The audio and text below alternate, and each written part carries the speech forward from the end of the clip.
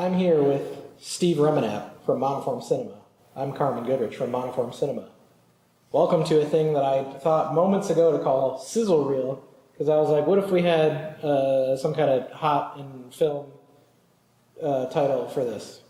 I mean, I thought Some Like It Hot was pretty good. Some Like It Hot, yeah, was also Not me. Yeah, well, we'll find out. Stay tuned.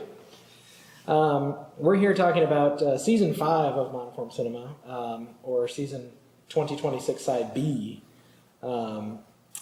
Steve, anything you want to say about this before we get started? I think we should just dig in. Okay. And how are you with hot sauce? Currently not very good. This will be like a good intro back in. This is your onboarding.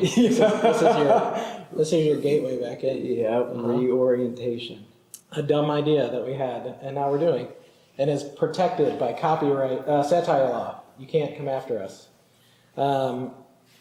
Speaking of, our first sauce is Hot Ones, the classic. No relation. There's relation. That's fine. So we're starting on the left, going to the right. So you start with this one. Mm-hmm. Are you ready? Let's do it. No one's gonna want to see close-ups of me eating food. It's fine.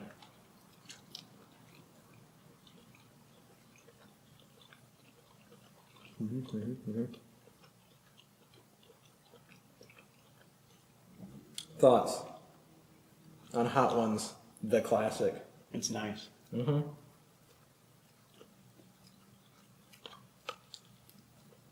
It genuinely tastes like quite good. Mm-hmm. I agree. What is Monoform showing in July of this year? The first movie to kick things off. July. I saw the TV glow. A favorite of mine. I know this might sound crazy. I don't want to alarm you. Do you remember a TV show we used to watch together? It was called... The Pink Opaque? Yeah. Do you watch? How would you describe that movie for someone hearing about it for the first time? It's certainly one of a kind. If you are really into, if you've ever been really into like old TV shows growing up, obsessively, that is a good one for you. And I think it is just like, spoiler free, it is an intensely like personal story, which I really appreciate. Speaking of people who are obsessed with TV shows, do you have a Steve Remenap version of the Pink Opaque? Do you have a TV show or movie that could have been your version of that? Nothing as what looked like kind of as interesting or fun as the Pink Opaque. But when I was growing up, it would have been Recess. Do you know that cartoon? Yeah. I was like Spinelli. Yep. TJ Detweiler, Mikey, Gus, Vince, the whole Gretchen, the whole crew. I feel like a lot of people point to Hereditary as like the point for the A24 elevated horror. How would you say that I Saw the TV Glow is different than that? Not just Hereditary, but like that elevated horror term. Oh, interesting. Yeah, I mean, what I like about I Saw the TV Glow for that is like, it is, it's like, it's like internal horror. It's like a horror that exists within you, which is like the worst kind of horror, you know? Yeah. It's not like, some external thing. It's not like a coven. It's not like anything that's like coming for you. It's in you permanently. And you just have to like figure it out. Like that is the scariest thing, I think, to me. That and ghosts. Mm-hmm. Sure, yeah, ghosts up there. Ghosts. Well, are you feeling ready for the next sauce? Which the next one we have is Crybaby Craig's. Ballin' since 2012. Habanero and garlic hot sauce. Cheers to the next.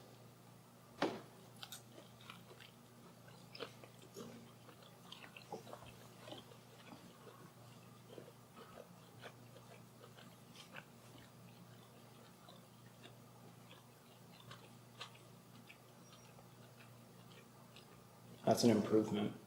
You mean taste-wise? Yeah. Or spice-wise, or both? Both. Yeah, it's a little bit spicier, but yeah, I like the garlic. I like the whole thing. I also have to tell you straight up off the record, or maybe on the record, I have a terrible palate. So I don't know how much you're going to get from me with Okay. like... Maybe you're being too hard on yourself. Maybe. You never know. August. What movie are we showing? Miami Connection, the one and only.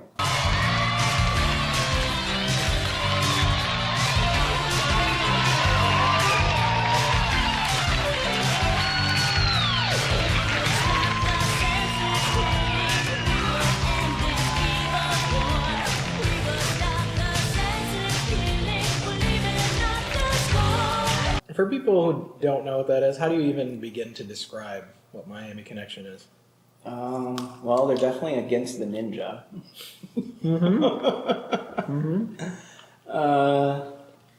A band called Dragon Sound.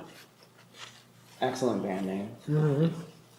Comprised of grown men who live together, who are also orphans, trying to do away with the Florida drug trade. As we all are. Amongst other things. They play at Orlando's hottest nightclub. The band does, Dragon Sound. Put in a Stefan clip. Whoever's editing this, put in a Stefan clip. Oh man. And the music is incredible. And I think it's just like one of my favorite movies because it's the sincerity behind it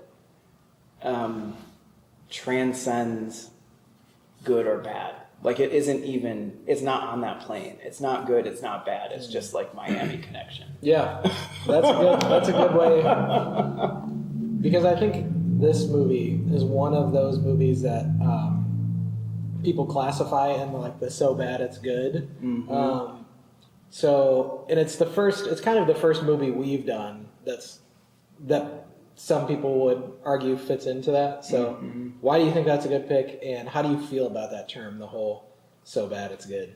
Well, it's a good pick because it's going to be fun. It's going to be like a lot of fun to see with a crowd. It will feel very much like a party to me, which I think is like, I'm very into lately. I'm sorry, what was the second part?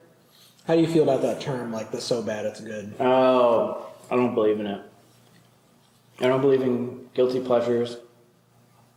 It's not like so bad it's good. Like, I just enjoy it. If it's genuine, then that is more important than anything else. Like, Yeah. you can't purposely make a so bad it's good movie. Yeah. It just is. Yeah, and YK Ken, nothing if not genuine. I think making this movie, Grandmaster. Grandmaster. With limited space in our programming calendar, why do you think it's important to program something like this? That's could be seen as like a silly movie. And maybe you touched on that a little bit as far as like seeing it with a crowd. And whatnot. Yeah, I mean, I just want to have fun, like life is hard enough as it is, and it's just like nice. Like some of our events, it's just like coming and like having a lot of fun for a night. And like that is like cool to me, I love that. Yeah, it doesn't have to be super deep or like a bummer. Not that I'm like against those things, but like sometimes it's just nice to see a movie where a grown man grabs another grown man on the nose with his toes and swivels him out of frame. That's right. Lastly, do you have a favorite Dragon Sound song? Oh, I think, well, is it Friends Forever or just Friends? Honesty, loyalty, stick together through thick and thin. Yeah. All right. Number 3. Are you feeling ready? Let's do it. We have Yellow Yellowbird as Serrano hot sauce.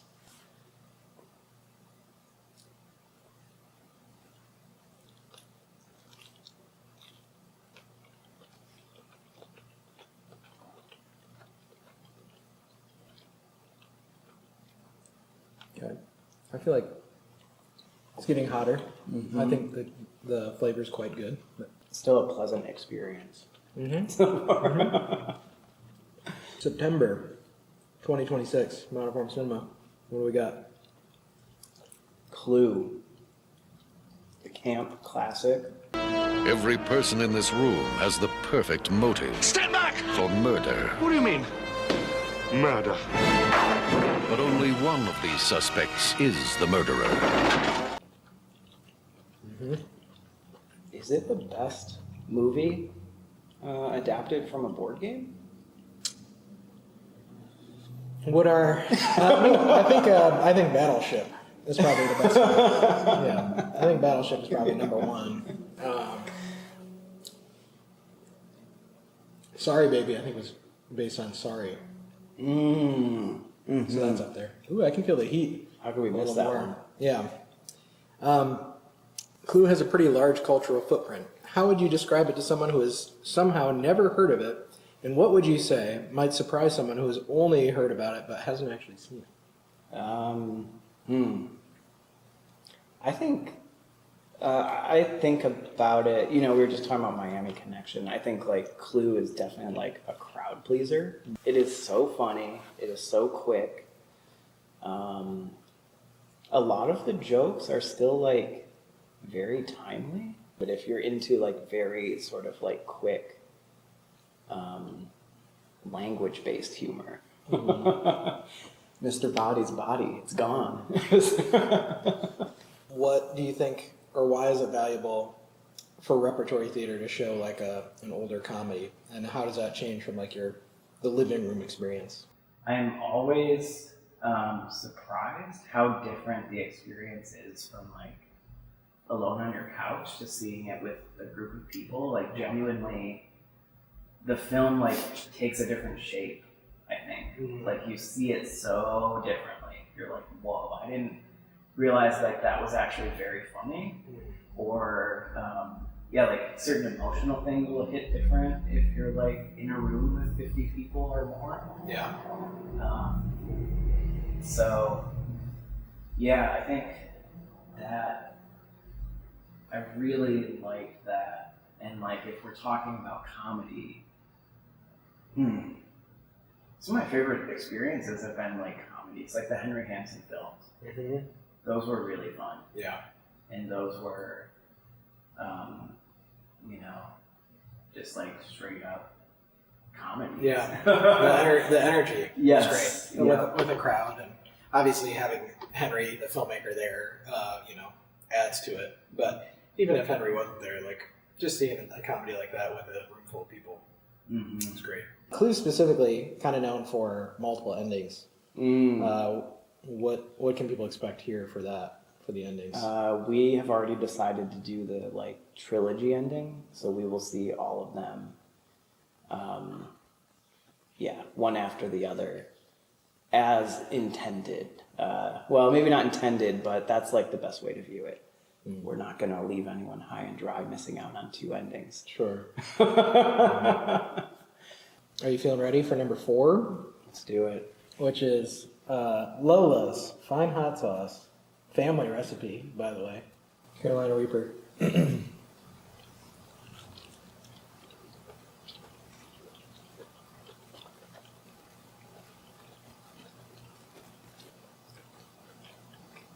That's the first one that like tastes hot. We've, for me anyway, transitioned one- into like unpleasant. Oh, really? The last one crept up on me a bit. But yeah, this one is, I don't know. I like it. It's more subtle. But October? This year? What do we got? What do we got showing in October? 2 of them. Let's start with number 1. First one, on the normal second Thursday, we have Candyman, the original 1992 version. In cities everywhere, Candyman. they whisper his name. Right. Candyman. It's just a story. Candyman. Candyman.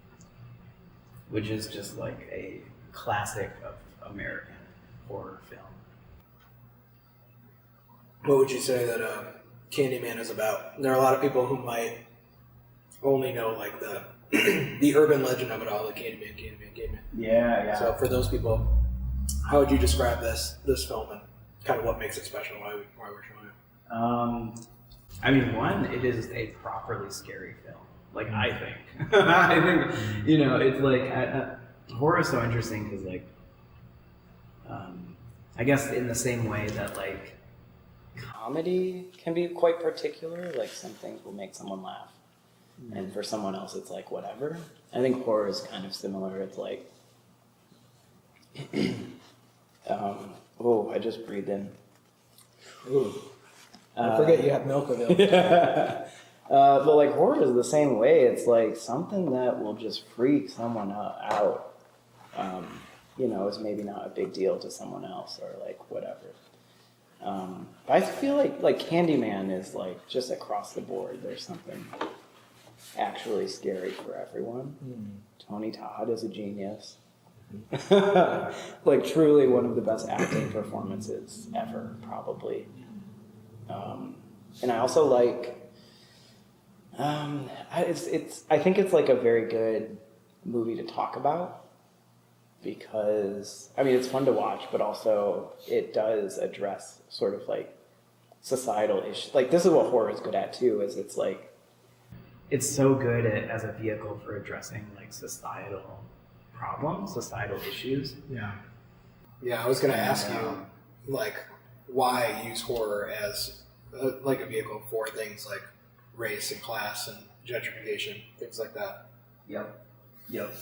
Yeah, I think like Candyman. Gosh, no spoilers. But like whether that thread is carried through all the way to the end is, I think, like a really interesting discussion with Candyman in particular.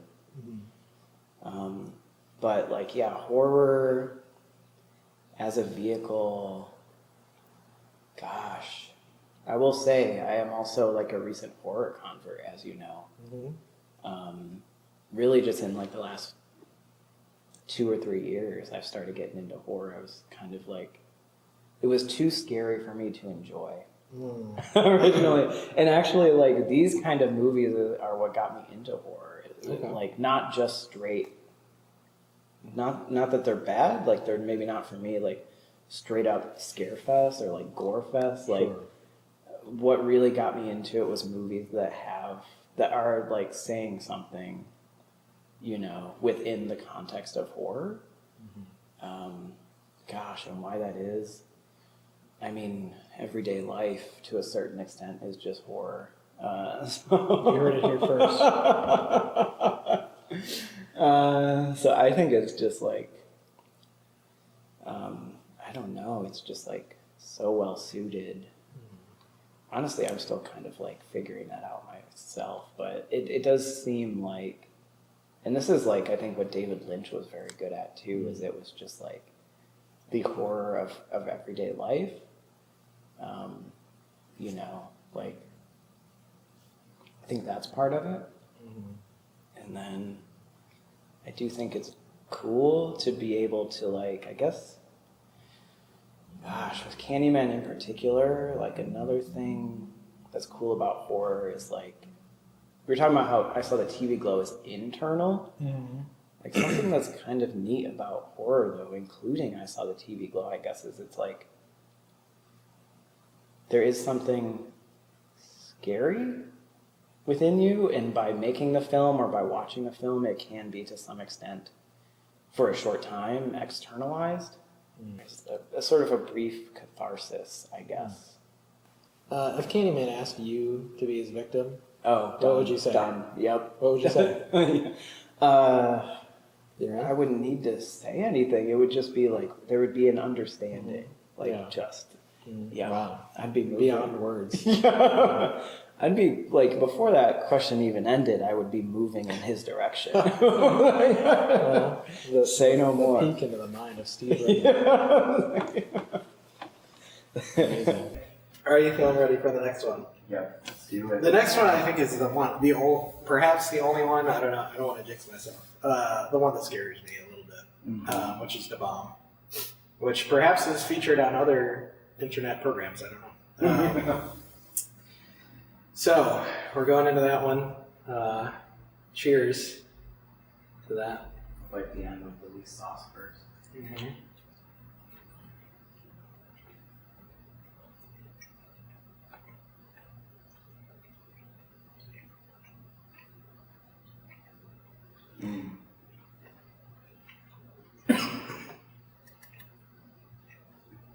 No. The flavor, not good. It's like I was reading the ingredients and I was like, tomato paste. Like, surely tomato paste has a little bit of flavor. Orange juice. Orange juice? Nope. Nothing. It's just I'm bad. feeling it now. I hate it.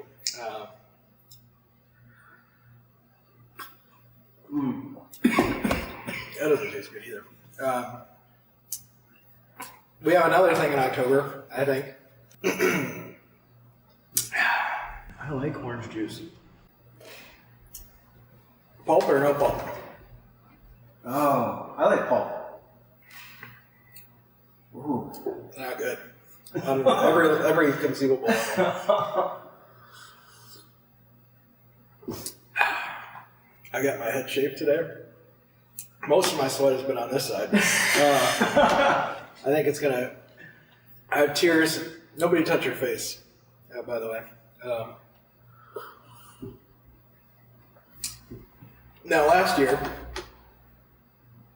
we had a mystery movie in October. Yeah, A Halloween mystery movie.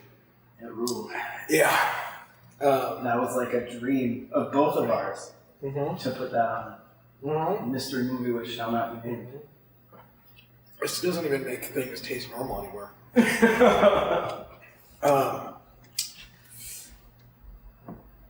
Can we expect something like that again? You can expect a mystery, but this time it's family friendly. Oh. Genuinely. Okay. Yeah. Yep. More so than the last one. Much more so. Oh my god.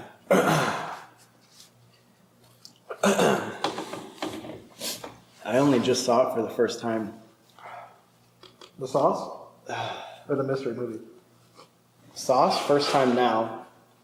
Mystery movie over the, gosh, when was it? Only a couple months ago. Okay. Like there were, JC in particular. was JC really of big on Monoform it. Cinema fame? Yes. Really big on it. Has a tattoo. Ooh, hints. Okay. From that particular piece of media.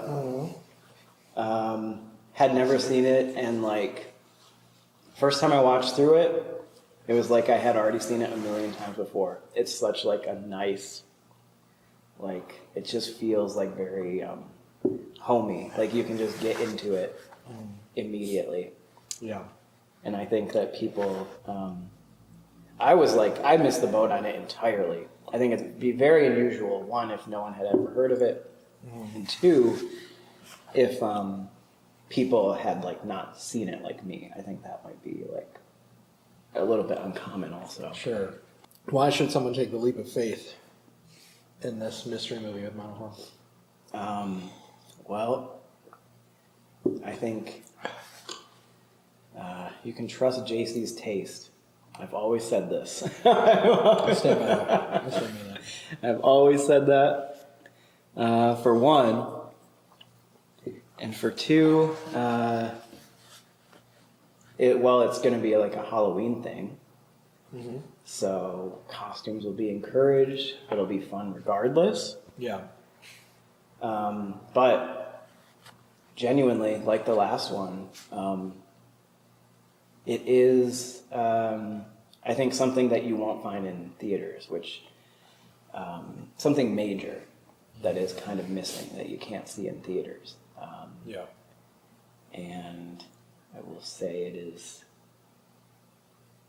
How deep are we going? I will say it's episodic in nature. We can cut anything out, including that boat. Maybe, I don't know. It is episodic in nature. Okay. You heard it here first, folks. It's Star Wars. Episode 3. I just love it so much, though. It is like, it's just like a warm blanket. It's so beautiful. Yeah. Animated. Oh, how you doing, by the way, with that? That was terrible. Yeah, I was like really hoping to. It's the worst hot finish. sauce I've ever had. Yeah, I'll tell you that. easy. Yeah. Just an experience alone. Yeah. My mouth don't feel right. Nope. You feeling ready to eat more hot sauce? I think we can move on. Yeah, I you're not gonna was finish that? I was really hoping to finish it, but like, I don't think I can take any more. Oh, Yeah, my neck is still hurting from where I touched it. Go ahead. It's an experience I've never had with a hot sauce where it's like, it feels like I burned the roof of my mouth, like temperature wise. Yeah. Like there's a scalded feeling about it. Yep. Yes. But the taste is not good. There's no reason to be eating it other than for the love of cinema, apparently.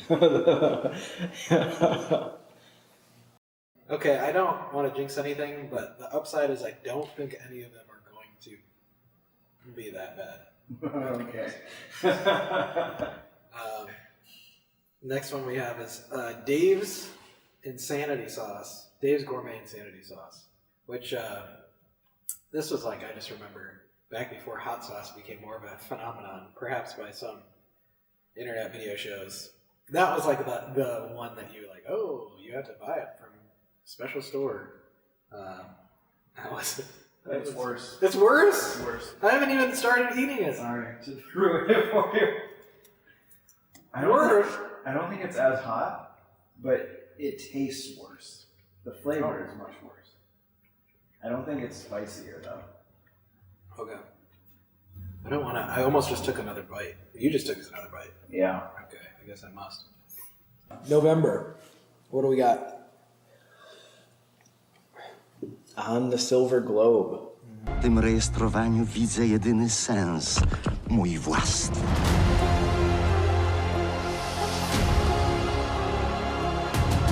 Ja zapominam wciąż, że wiem wszystko, a nie rozumiem niczego.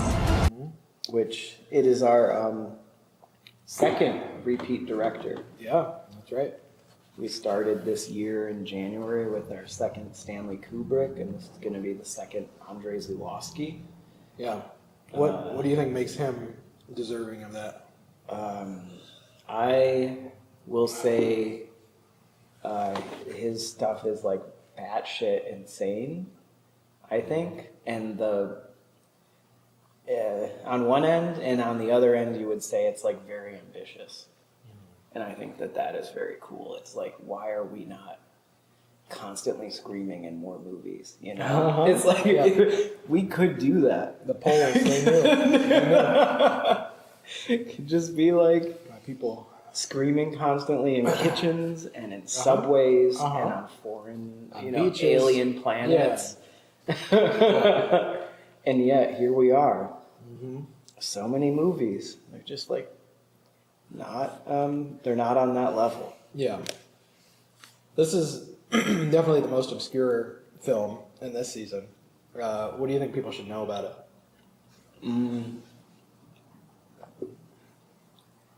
I think if you're ready to see, like, you know, what's interesting is, like, I think probably, I mean, you're right. I'm curious if, like, how obscure Miami Connection is. Because it has had such a long time to develop a reputation, I think. Yeah. But, like, I think if you want to see something sort of, like, unlike what you may have, like, ever seen in film, period, but especially, like, in a movie theater setting on a big screen. Yeah. I think those two fit the bill. And it's like, I'm torn between like, just show up, just like, you want to see something. Right. Right. But also it is like, the sort of wardrobes are insane. Like from the first 5 minutes are just crazy. The camera angles are crazy. It is like a proto found footage film, like quite literally. Yeah, that's one of the things that shocked me. Like I had wanted to see it for a long time, and the first time I saw it was with you. It's getting you. Ooh. This one is, it's hot. It's still hot. My lips are hotter than they've been. That's just my opinion. But yeah, the found footage aspect, because they started filming it in 78, right? Yeah, yep, I think so, because then it was 10 years. Yeah. And it's just like, I don't know. It's so different than anything else. And seeing that found footage where it's like literally, it's not, I wouldn't say this is a spoiler, but someone like physically interacting with the camera. And in cameras back then, I would imagine whatever camera they were shooting that on, pretty large, probably unwieldy, and they even make it seem not that way. Yeah. Yeah. But speaking of having seen it together for the first time, this is one of the films that like kind of helped inspire the whole idea of Monoform and making this a thing. What's so crazy is like I knew that's what you were gonna say, and maybe it's just like these, but also like I forgot that like that was the movie we were watching movies like for a while. Yeah, almost weekly or every other weekly. And that one in particular was like, that one in Punishment Park. Yeah. But I think On the Silver Globe was like the nail in the coffin. We were like, oh man, we should like really pursue this. Like, yeah. And we wanted to show it like first season, second season, but it's very expensive to screen as it turns out. The distributor has put a hefty price on that. That's right. For a screening. As of this recording, I still need to wire money to Poland for this movie. So I've got the contract signed. I just need to. It'll be the second time we've had to wire money overseas for your viewing pleasure. Yeah. Yep. But man, oh man, yeah. It's just like, that one I saw it and I was like. Even back then, before Monoform cinema was even a thing, it was just like, how cool would it be if we could like see that on a big screen with like a bunch of people in one room? Yeah. Like that would be very cool. And we are finally doing it. And we're very excited to see sort of like the reaction. Okay, so last one is The Last Dab. Which I think traditionally on another program, they call it The Last Dab because then you put a little bit more on the thing. Now this is our own program, so we can do whatever we want. And I'm definitely not saying that because I don't want to do that. That's not why I'm saying that. I will say I've been investigating the ingredients list, and this ingredients list is just straight peppers. Yeah, Pepper X. I'm sure that means pepper powder, pepper distillate, and vinegar. Yeah, cool.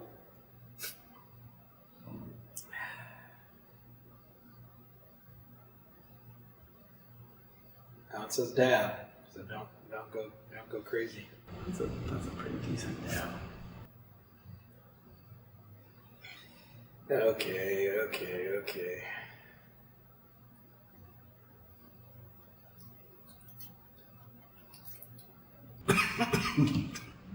Black breed dinner. See, immediately that like has a pleasing flavor. It's got a tanginess to it.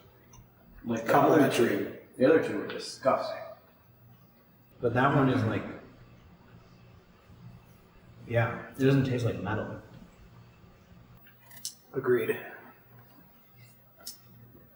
I had a very, very brief calm come about me after that. December. We got a movie? July and Christmas. July and Christmas. July. Instead of Christmas in July. Yes. See how we did that? This was one I think you suggested. It is. I only recently saw it, as in the last 2 days, like fully. Yeah. I only seen bits and pieces, and like, I really liked it. I think it's like thematic. Did you say the name of the film yet, though? No. Okay. Sorry. I think it is. Build up to it. I think it's thematically appropriate. It is technically a 250th anniversary. The movie was filmed 250 years ago?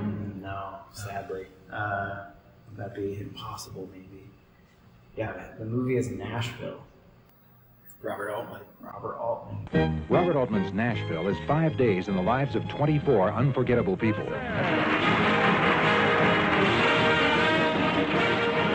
Nashville is about a lot of things and a lot of people.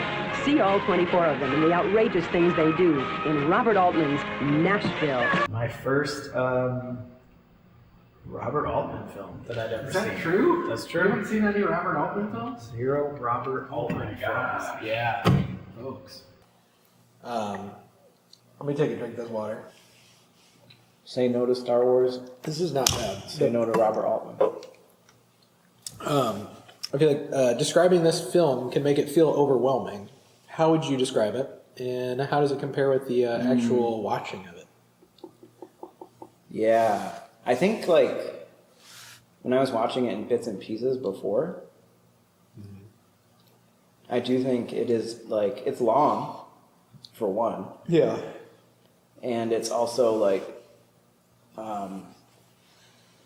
just a lot going on. Yeah. A lot going on all the time. And, but the I kind of found, like, success. It was very enjoyable once you kind of, like, just sit back a little bit in your chair and just kind of, like, take it all in. And it's not, it's interesting to do, like, On the Silver Globe back to back with Nashville in a way, because On the Silver Globe is overwhelming because of how it is presented, I think. And, like, you know, like, yeah, really, like, the presentation of this sci-fi story is very overwhelming, whereas Nashville is just, like, to me, it's like a quantity game. It's, like, overwhelming in that sense, but it's presented, like, very pleasantly. You know, it's just like you're watching people go about their business. Yeah. In Nashville, Tennessee. That's right. If you had to boil it down, what would you say the movie is about? What is it about? If you I could pick one thing. You know, if I had to pick one thing, I really think it's just like people getting by. That's at its simplest. I think there is like a lot more going on. Yeah. For sure. It talks about like celebrity, and it talks about scam artists. You know, very timely. Yeah. I think it's like, I don't know, it's funny. It's like funny in an underrated way.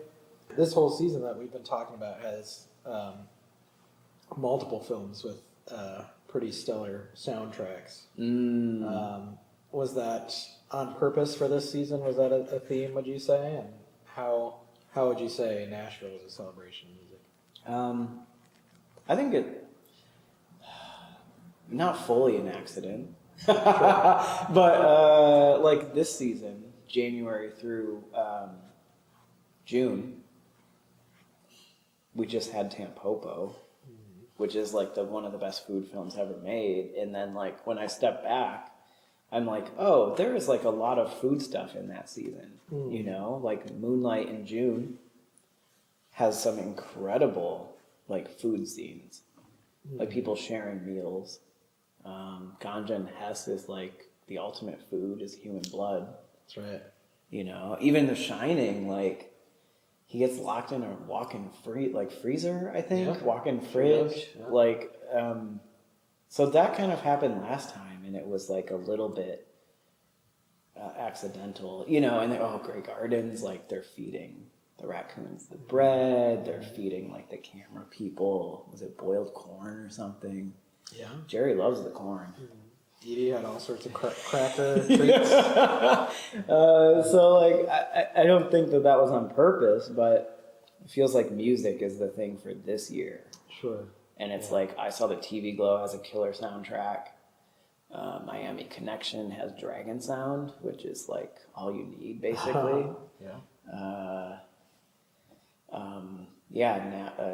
Nashville, and then, oh gosh. On the Silver Globe has like both some like more operatic things in it and some like electric guitar, I think, in there, unless I'm confusing it. Zawoski's done that in other films, like Diabel, like sprinkling in weird electric guitar and stuff. Mm-hmm. Yeah, so, but yeah, Nashville was like pleasantly surprising. I'm not like I don't dislike country music, but it's not like what I reach for first or second or third or maybe. But I thought it was like really interesting how it was done. I was like, I mean, I know I shared this like with the group, but I was like watching the credits and it had a song attributed to Gary Busey, and I was like, what the fuck? Yeah. Gary Busey is like writing music.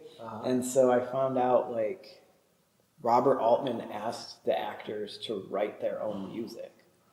Like these are not, proper professional country songs, which is like, to me, adds to it. It's like, makes it even better that you have like amateurs singing very passable country music, like spot on. I watched it for my first time.